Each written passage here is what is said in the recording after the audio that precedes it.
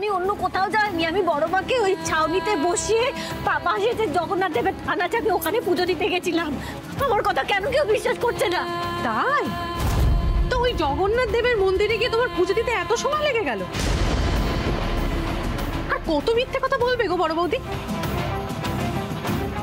দেখুন, এখানে আর এসব কথা বলে কোনো লাভ নেই। যদি আপনার কিছু বলতেই হয় তাহলে থানায় গিয়ে বলবেন। আমি তো কিছু করিনি বাবা, বিশ্বাস করে আমি কিছু করিনি। ছোট রাইমা, আমি সত্যি কিছু করিনি। কেন কেউ আমার কথা শুনছে না? আমি সত্যি কিছু করিনি। পিকু কিছু বলো না, আমার কথা শুনুন। এভাবে আমাকে কেন অবিশ্বাস করছেন আপনারা? শুনুন না না, বৌদি কখনোই এমন অন্যায় কাজ করতে পারে না। এর পিছনে নিশ্চয়ই কোনো রহস্য আছে। আমাকে যেতেই হবে, নইলে বৌদি একেবারে ভেঙে পড়বে। দাঁড়াও,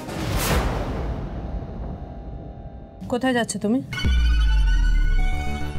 আমি ভাবছি ওদের সঙ্গে যাই, যদি কোনো দরকার হয় তাহলে। কিসের দরকার বুঝলাম না।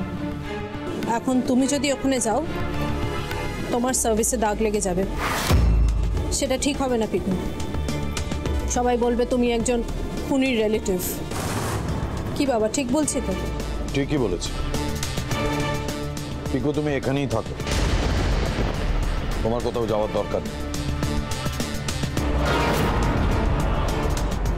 আমাকে ক্ষমা করে দিও বৌদি, তোমার এই দুঃসময়ে আমি তোমার পাশে থাকতে পারলাম না।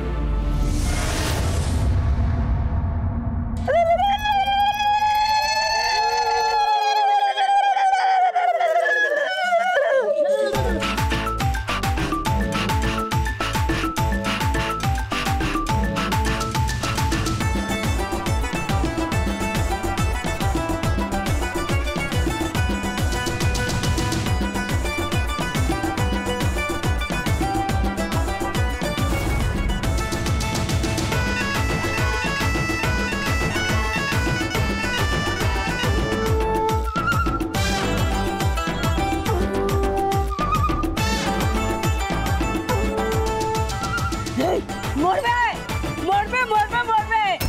এই মেরেছে আমরা? তোরা কি গাড়ল নাকি রে? মরবে হচ্ছে আলো, আর ওই আলোর বরটা মরবে। আমার একমাত্র ছেলেকে ওই আলো আমার কাছ থেকে কেড়ে নিয়েছে, আর ওই আলো বরের সাথে বসে নতুন সন্তানকে নিয়ে সোহাগ করবে, আর আমি দেখবো।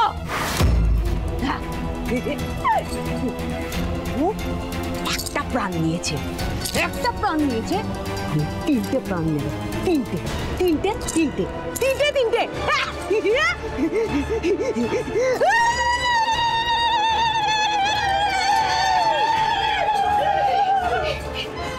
পার্টনার, এই মহিলা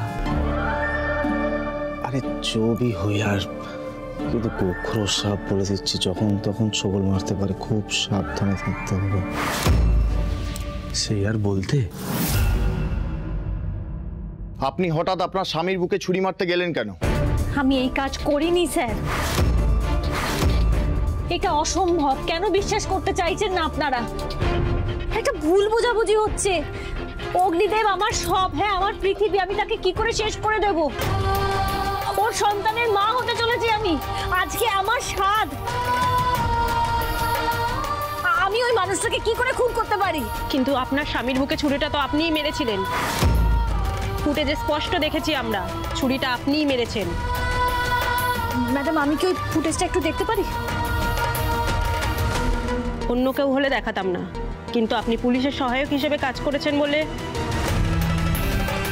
দেখাচ্ছি।